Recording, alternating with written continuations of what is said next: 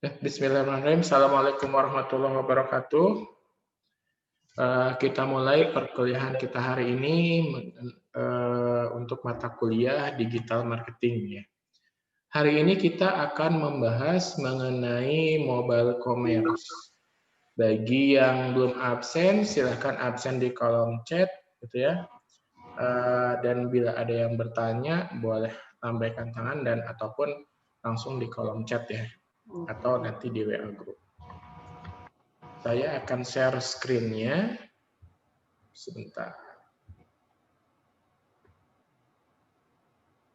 Oke, ini dia screen-nya. Oke. Seperti yang saya sampaikan di awal, hari ini kita akan membahas mengenai mobile commerce atau lebih dikenal atau disingkatnya dengan m-commerce gitu ya. Nah, untuk peserta perkuliahan hari ini, mohon untuk mic-nya dimatikan terlebih dahulu, gitu ya. Nanti akan mengganggu jalannya penyampaian. Oke, mobile commerce. Dari namanya pasti kalian sudah familiar ya mengenai mobile commerce ini. Jadi apa namanya? Di sini kita salah satu bagian dari e-commerce gitu ya. Mobile commerce merupakan bentuk e-commerce ataupun bentuk commerce dalam bentuk mobile di mana di sini dia akan lebih praktis dan lebih mudah gitu ya. Terus pada bab ini juga kita akan sedikit membahas mengenai smart city di bidang ekonomi gitu ya. Nah, mengenal m-commerce sendiri gitu ya. M-commerce sendiri merupakan salah satu bentuk lain dari e-commerce. Nah, di sini bedanya kalau e-commerce itu dia menggunakan komputer ataupun desktop, tapi kalau m-commerce dia menggunakan mobile. Artinya bahwa m-commerce merupakan e-commerce yang mengikuti tren atau tren teknologi atau tren aplikasi gitu ya, yang mulai merambah ke dunia mobile gitu ya. Nah, ada beberapa definisi dari m-commerce, bisa dilihat di screen gitu ya. Jadi, mobile commerce merupakan pembelian atau penjualan barang dan jasa melalui wireless handheld device seperti telepon mobile atau seluler gitu ya. Terus PDA, personal data assistance, MP3 player, kamera digital, handheld gaming device dan komputer ini menurut Soyen Pradhan. Nah, kalau menurut Xiaolin dan Darren itu mobile commerce itu digambarkan sebagai transaksi apapun dengan nilai moneter, artinya ada nilai uang, yang diselenggarakan via jaringan telekomunikasi mobile. Jadi dalam bentuk mobile, apapun itu transaksinya, yang penting ada nilai uangnya, itu disebut mobile commerce menurut Xiaolin dan Darren. Beda lagi menurut Melin dan Liang, ya. Mobile commerce itu merupakan menggunakan mobile handle device untuk berkomunikasi, berinteraksi, dan melakukan transaksi. Jadi di sini berkomunikasi dan interaksi pun masuk ke dalam mobile commerce gitu ya. Melalui via mobile atau jaringan wireless. Nah, sedangkan menurut Gross dan Knopf, mobile commerce itu adalah segalanya tentang wireless e-commerce. Jadi e-commerce yang wireless, yang mana mobile device digunakan untuk melakukan bisnis pada internet. Jadi menggunakan mobile device gitu ya, perangkatnya. Jadi dia wireless dan menggunakan mobile device. Sedangkan menurut Chang, ya, mobile commerce ini adalah pertukaran atau pembelian dan penjualan komoditas-komoditas, jasa, ataupun informasi pada internet dengan menggunakan mobile handle device. Sudah banyak tadi beberapa definisi, dia intinya dia menggunakan mobile handle device ya. Betul.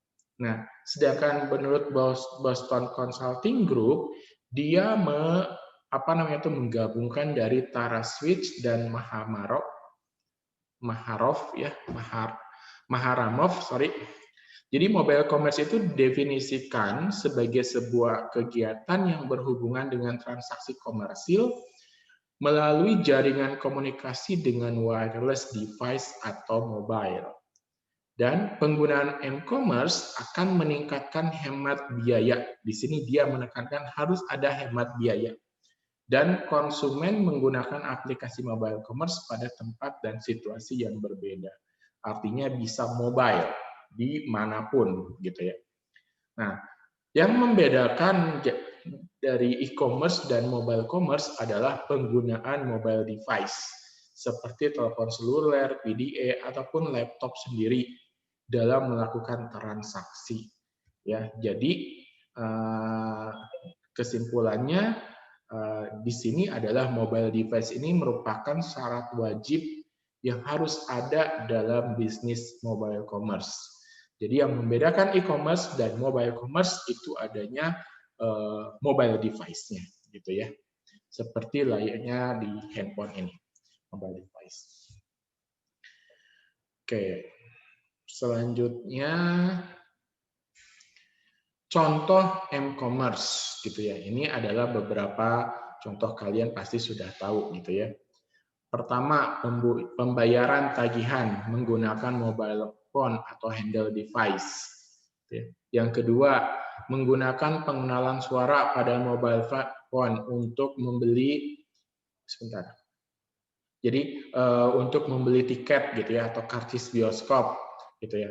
Atau untuk memulai transaksi pada jaringan data wireless, gitu ya. Nah itu jadi menggunakan suara. Kalau misalkan ada yang di Samsung, dia ada untuk menanyakan cuaca atau apa, gitu ya, misalkan Google, gitu ya, dia menggunakan Google, terus menanyakan cuaca. Nah itu juga sama, masuk ke mobile commerce. Terus ada Bixby, gitu ya, menggunakan aplikasi Bixby. Nah itu juga masuk ke dalam mobile commerce. Terus pembayaran nih untuk misalkan kita beli file MP3 yang di-download melalui mobile phones ataupun handle device, gitu ya, mobile handle device. Nah itu juga sama, itu masuknya ke dalam m-commerce. Terus pembelian stok menggunakan mobile phones atau handle device nih, gitu ya, itu juga sama, masuk ke dalam mobile commerce, gitu. Atau di sini permintaan mentransfer uang. Jadi kalian mentransfer sejumlah uang dari menggunakan mobile phone, itu juga sama, masuknya ke dalam mobile commerce. Terus pemesanan ataupun pembelian melalui laptop ataupun device yang bisa dibawa atau gitu ya, menggunakan jaringan wireless dan menggunakan internet, gitu ya. Nah itu juga masuk ke dalam mobile commerce. Ini contoh mobile commerce menurut Harsh. Nah ini ya kalian sudah pada tahu ya. Ini salah satu contoh gambarnya penggunaan mobile commerce. Handphone jadul nih ya. Jadi kita menggunakan mobile payment untuk transaksi, gitu ya, untuk akses nih, gitu ya, untuk smart objeknya, ataupun nih peer-to-peer antara menggunakan laptop dan juga menggunakan mobile phone. Nah, tentu saja kenapa harus ada mobile commerce ini, ada yang melatar belakanginya, gitu ya. Yang pertama itu adalah perkembangan teknologi komputer, baik sisi hardware maupun software. Jadi ketika komputer ini berubah, gitu ya, dari komputer skala besar, gitu ya, yang ada kan komputer tuh yang ENIAC, gitu ya, sebesar satu ruangan gitu, ke komputer yang skala kecil, gitu, yang saat ini kita pegang, gitu ya. ada PC, desktop, notebook, netbook gitu ya, seperti itu. Nah, ini membuat maksudnya melatar belakangi timbulnya e-commerce ini gitu ya. Jadi selain perkembangan komputernya secara fisik, juga perkembangan dari peningkatan performansinya gitu ya.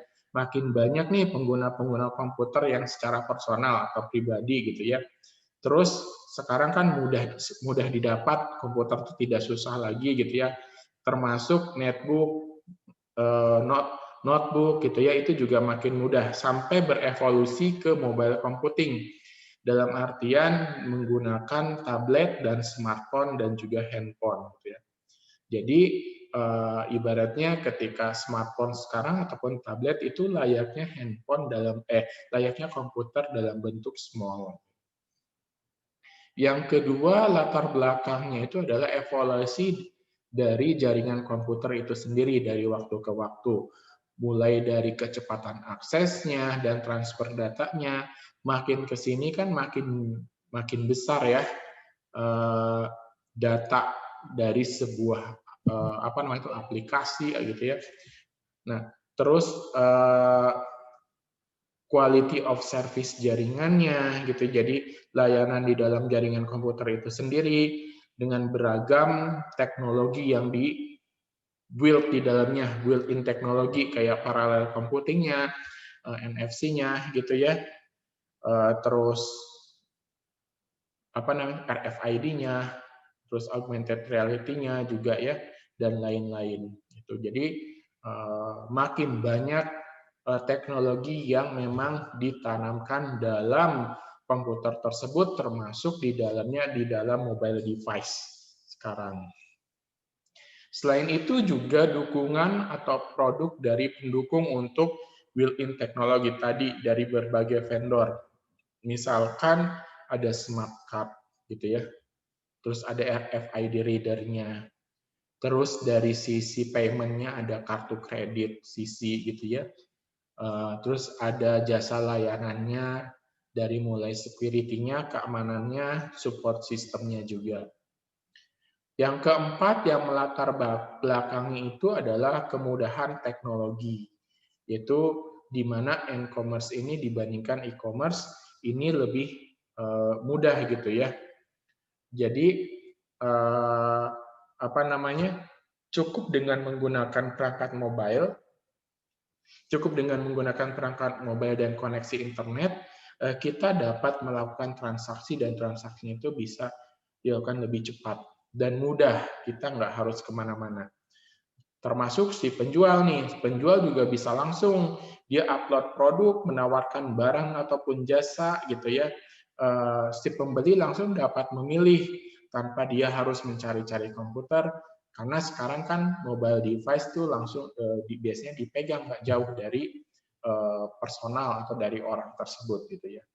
Nah, sehingga kadang-kadang itu juga bisa langsung tuh ketika ada nih harus berkomunikasi antara pembeli dan penjual, itu juga bisa langsung dilakukan di perangkat mobile.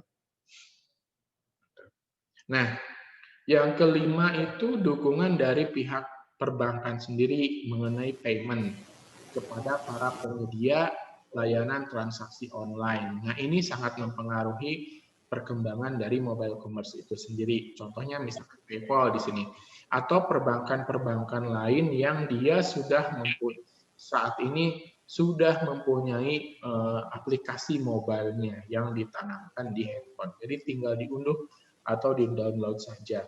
Nah, ini juga membuat transaksi menjadi lebih mudah.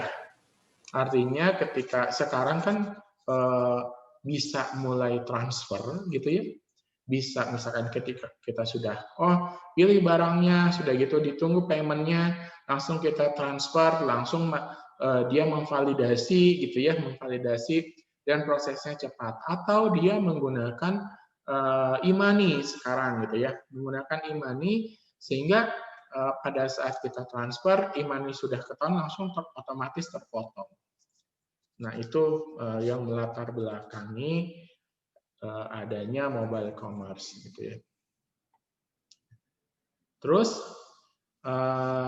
ada sistematikanya nih, karena mobile commerce ini nanti terkait kepada mobile bisnis gitu ya. Jadi menurut Siemens gitu ya, ini Siemens perusahaan gitu ya, bukan orang.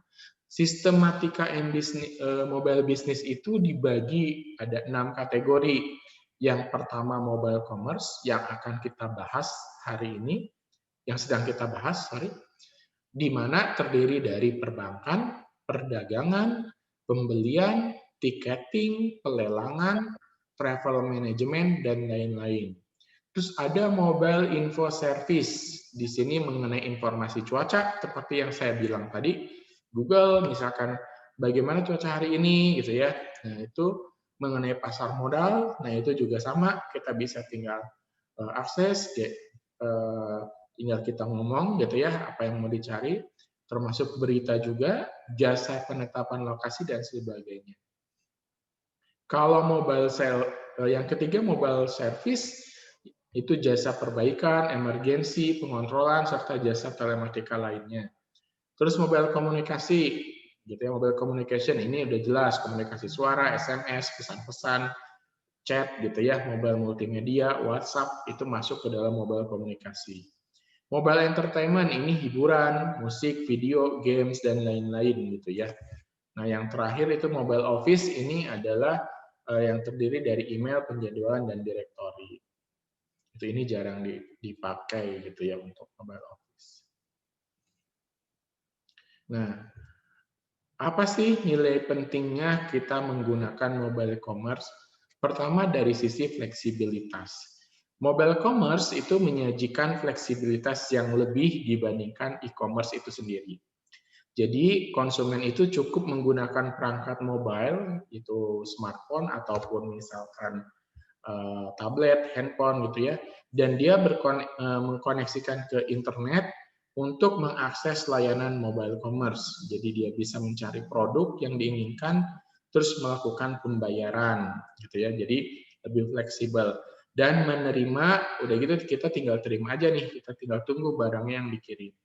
Nah, bahkan proses pengiriman pun dapat di-tracking di sini kan, gitu melalui layanan mobile commerce yang ada, di mana ini kan biasanya terintegrasi nih sama kurirnya ya, kita bisa lihat tuh, itu bahwa dari sisi penjual nih juga mereka dapat mudah mempromosikan produk barangnya melalui perangkat mobile gitu ya, dengan adanya koneksi internet tadi otomatis. Terus bisa langsung melayani pemesanan juga gitu ya, mengecek pembayaran, terus menghubungi konsumen, mengecek barang, semuanya bisa sekarang itu dengan mobile commerce gitu ya. Jadi dia lebih fleksibel. Yang kedua, kemudahan untuk terkoneksi ke dalam jaringan komputer atau internet. Di mana saat ini kan kalau mobile kayak handphone, smartphone, tablet gitu ya, sudah dilengkapi dengan fitur Wi-Fi nih. Gitu ya, fitur untuk koneksi ke internet. Jadi baik melalui provider telekomunikasinya itu sendiri, si providernya, chipnya, ataupun yang saat ini 3G, yang malahan yang lain udah 5G ya, maupun menggunakan Wi-Fi atau wireless network itu. Nah, yang ketiga tuh hemat waktu karena prosesnya lebih cepat. Jadi kalau tadi yang saya jelaskan di poin 1 dan 2, kemudahan-kemudahan tersebut kan untuk menghemat waktu ya antara konsumen dan juga si penjualnya itu sendiri. Salah satunya mengakibatkan kan jadi prosesnya itu lebih cepat. Jadi dimulai promosi tadi ya, pemilihan barang, pembayaran sampai ke pengiriman termasuk ke verifikasi di dalamnya. Nah, yang keempat itu peningkatan produktivitas. Nah, dengan adanya efisiensi waktu ini dan beragam kemudahan, proses lebih cepat juga, secara tidak langsung akan turut meningkatkan produktivitas. Di sisi penjual, produktivitas mereka bisa meningkat di mana mereka dapat melayani lebih banyak konsumen, gitu kan. Terus menyediakan produknya juga lebih banyak. Terus promosi juga bisa lebih sering gitu ya. Dan penawaran terus marketing juga bisa lebih luas nih. gitu ya. Sedangkan dari sisi konsumennya sendiri, kita dapat dengan cepat memperoleh barang, gitu kan, lebih cepat nih. Cukup sentuhan di layar mobile kita nih di handphone gitu ya, kita tinggal sentuh aja gitu kan, kita udah langsung dapat nih barangnya. Kita tinggal searching, jari kita tinggal main di sana, kita tidak perlu mengorbankan waktu lagi, biaya ataupun tenaga datang ke toko gitu ya untuk ininya. Jadi cukup dengan kita diam di tempat, kita tinggal jari aja di handphonenya gitu ya. Tinggal milih barang terus langsung klik di situ bayar tunai gitu. Nah, jadi ini kan otomatis produktivitasnya jadi lebih meningkat. Nah, yang kelima itu transparansi yang lebih baik untuk transaksi antara penjual dan pembeli.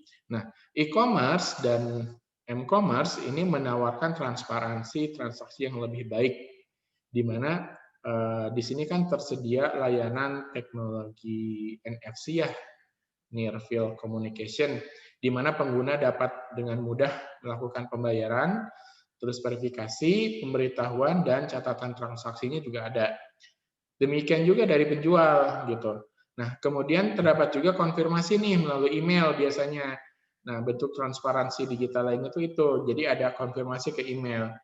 Datanya bisa tersimpan, jadi masih tersimpan di database-nya, sehingga apabila hilang, kita masih bisa dikonfirmasi lagi melihat gitu. Sebaliknya, transaksi konvensional yang pakai uang kertas itu kan nggak bisa seperti itu ya, gitu ya.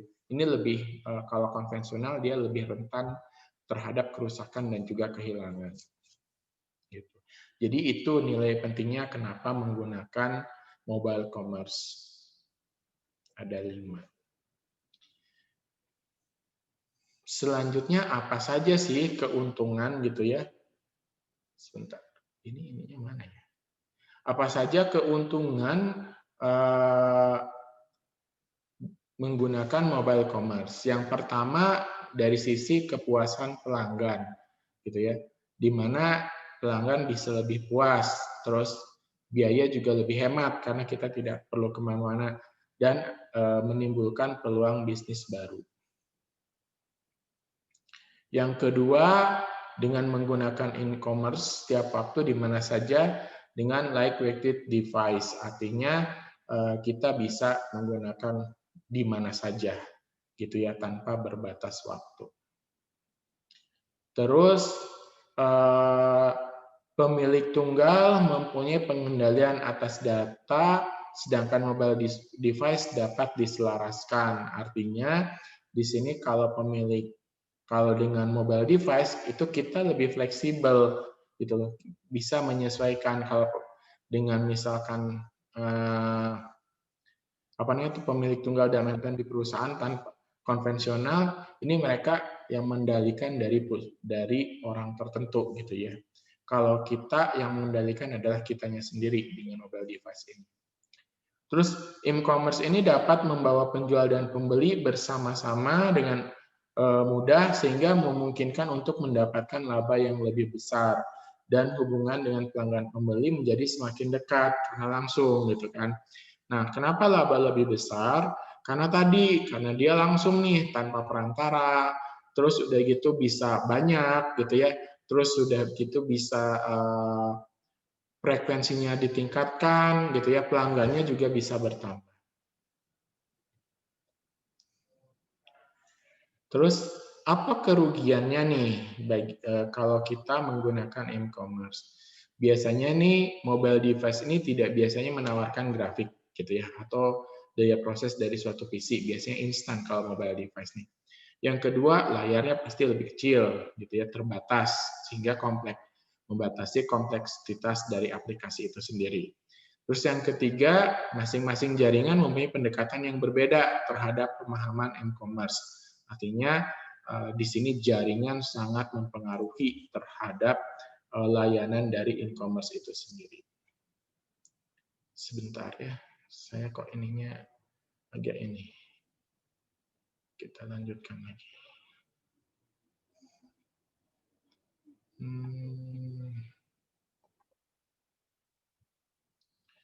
Oke. Nah, Bagaimana gitu alur transaksi pada e-commerce gitu ya. Alur transaksi pada e-commerce itu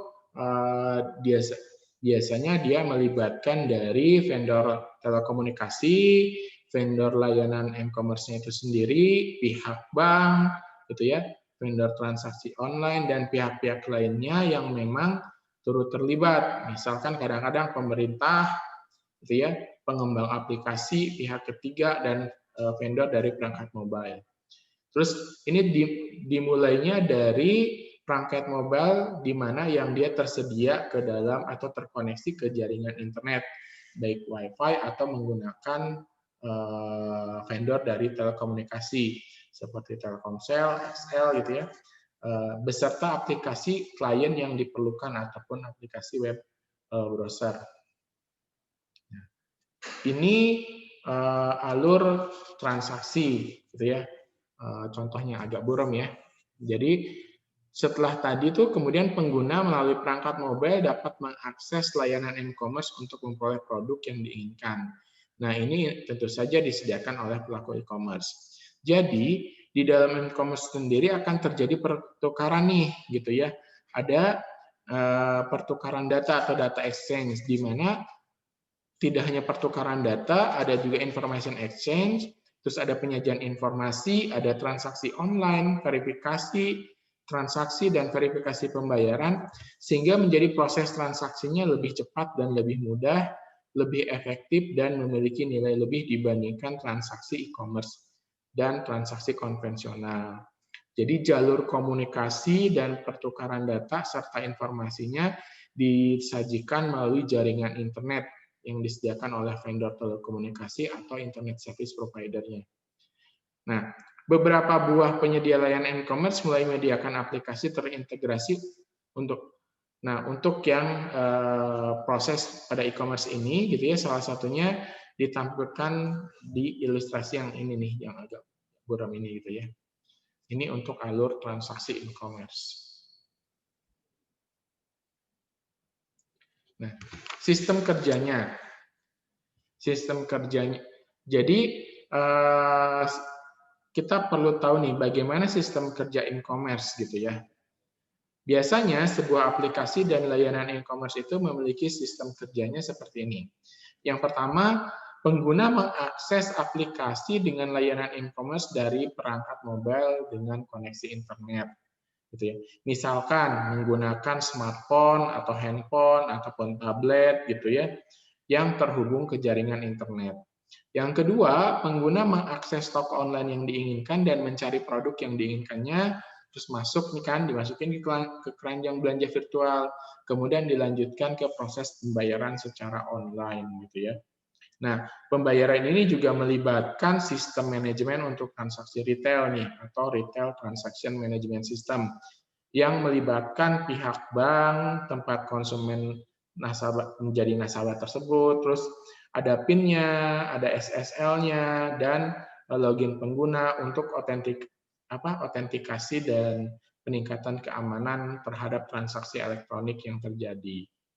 Yang ketiga, semua proses ini berbasiskan koneksi internet secara online dan mobile, di mana informasi lebih singkat, simple, gitu ya, to the point, mengingat bahwa tampilan mobile umumnya lebih singkat dan terbatas dibandingkan desktop. Seperti itu. Oke, ada yang mau ditanyakan? Kalau tidak ada, kita lanjutkan lagi.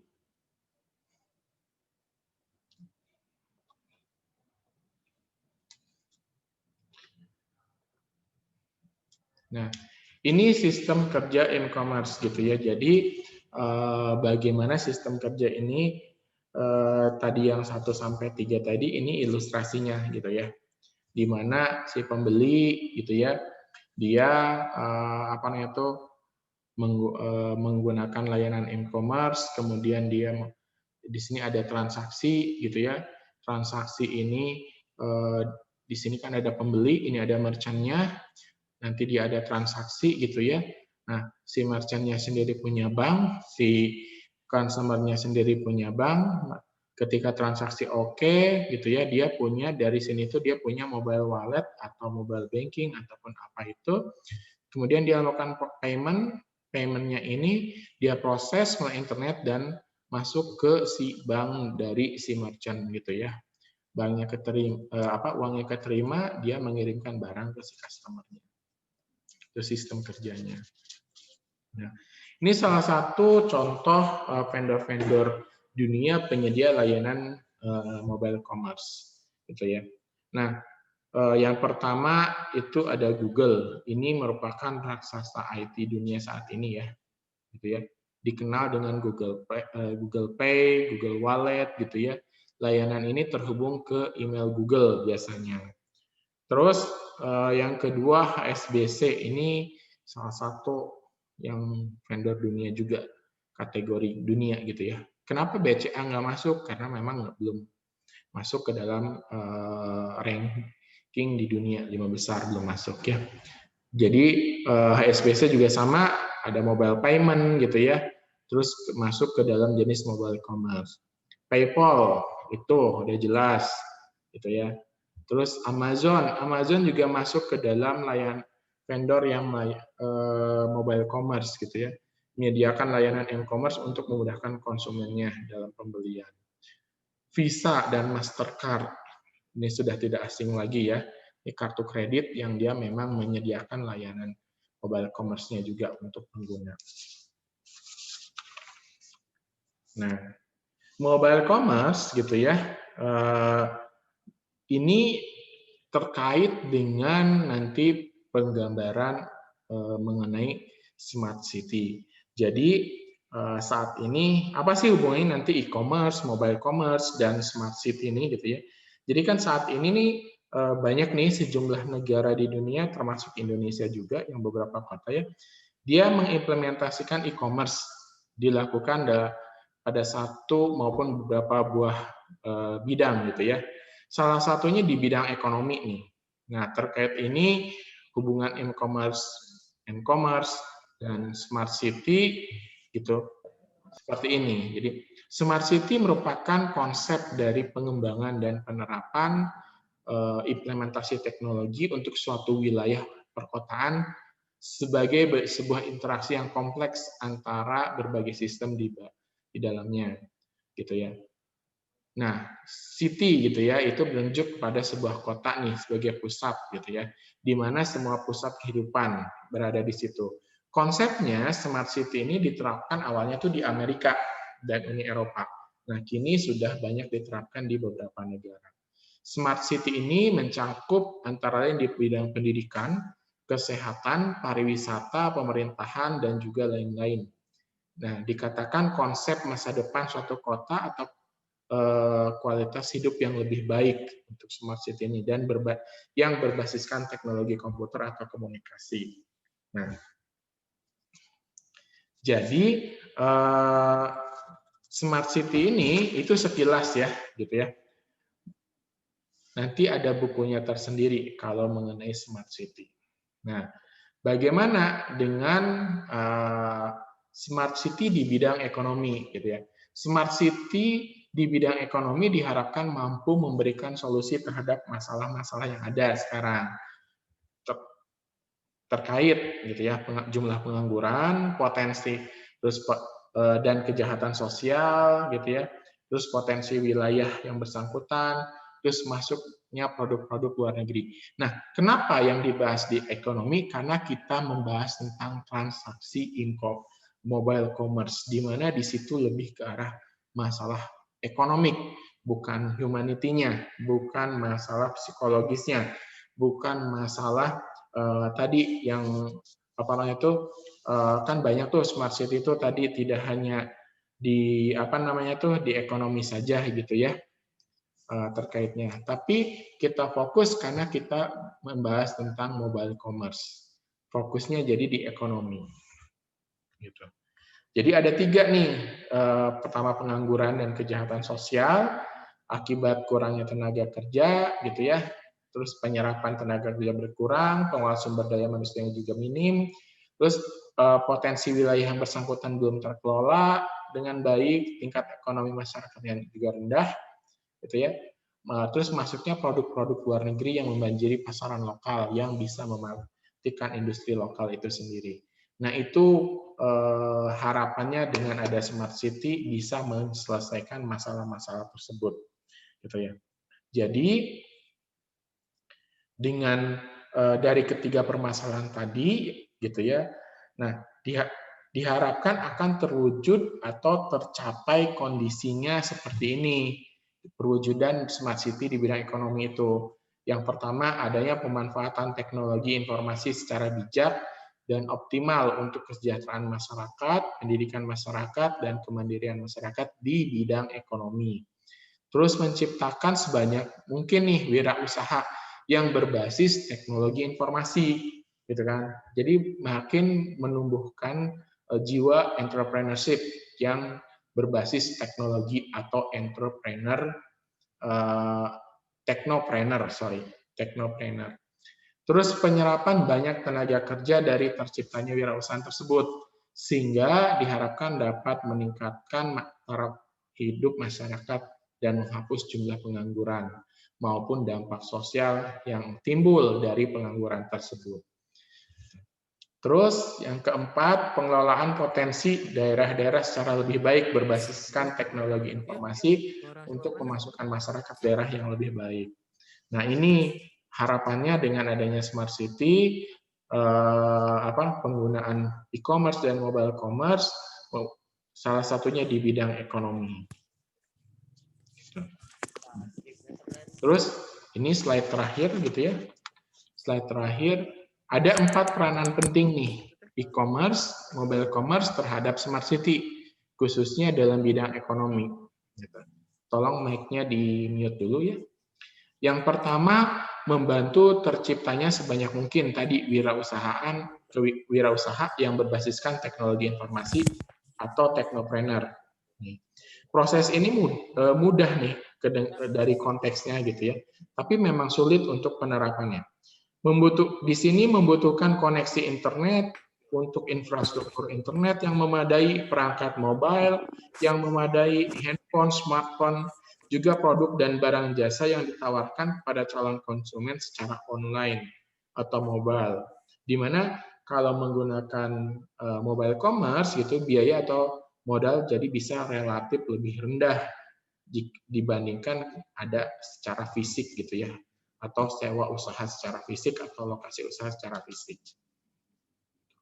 Yang kedua, peranannya e-commerce dan mobile commerce ke smart city ini, terciptanya para wirausaha tersebut diharapkan dapat membuka lapangan kerja, sehingga banyak tenaga kerja yang terserap. Ini dampaknya adalah pengurangan jumlah pengangguran dan masalah sosial. Apabila masalah sosial bisa diselesaikan, maka smart city di bidang lainnya pun akan mudah diimplementasi. Biasanya seperti itu. Yang ketiga, itu membantu pertumbuhan ekonomi suatu daerah atau bangsa. Ini bergantung kepada bagaimana implementasi e-commerce dan mobile commerce itu. Apakah masyarakatnya suatu daerah saja atau secara keseluruhan suatu negara. Nah, pertumbuhan ekonomi yang kuat turut mensukseskan implementasi dari smart city. Jadi, artinya memang e-commerce dan m-commerce ini harus dipelajari dan harus masyarakatnya harus diedukasi untuk penggunaan e-commerce dan mobile commerce khususnya untuk para wirausahawan, gitu ya. Mereka harus mampu mau mempelajari ini. Yang keempat, mendorong kolaborasi sejumlah teknologi lain, misalkan pencipta serta pengembangan teknologi baru, yaitu contohnya big data, IoT, gitu ya, M2M, machine to machine. Sekarang sudah banyak kan M2M ya, machine to machine nih. Terus teknologi big data diperlukan untuk pengelolaan data skala besar, di mana banyak terdapat layanan e-commerce dan m-commerce ini menggunakan data yang jumlah transaksinya tinggi gitu ya. Di sini big data nanti akan terkait erat dengan data warehouse, data mining gitu ya. Sedangkan IoT atau M2M nih, Internet of Things ataupun Mesin to mesin dimaksudkan sebagai sebuah konsep di mana segala halnya itu terhubung ke internet gitu. Maksudnya semua dihubungkan ke internet gitu. Jadi otomatis jaringan internetnya harus bagus dan ini harus diperbaiki gitu ya. Jadi ada satu pesannya bahwa otomatis dengan adanya e-commerce dan m-commerce, masyarakatnya harus diedukasi untuk penggunaan itu semua, e-commerce dan m-commerce, sehingga tercipta nih society pada sebuah smart city. Nah, itu materi kita hari ini gitu ya, mengenai e-commerce. Jadi nanti teman-teman silahkan jawab, ada kuisnya cuma 3 soal sedikit.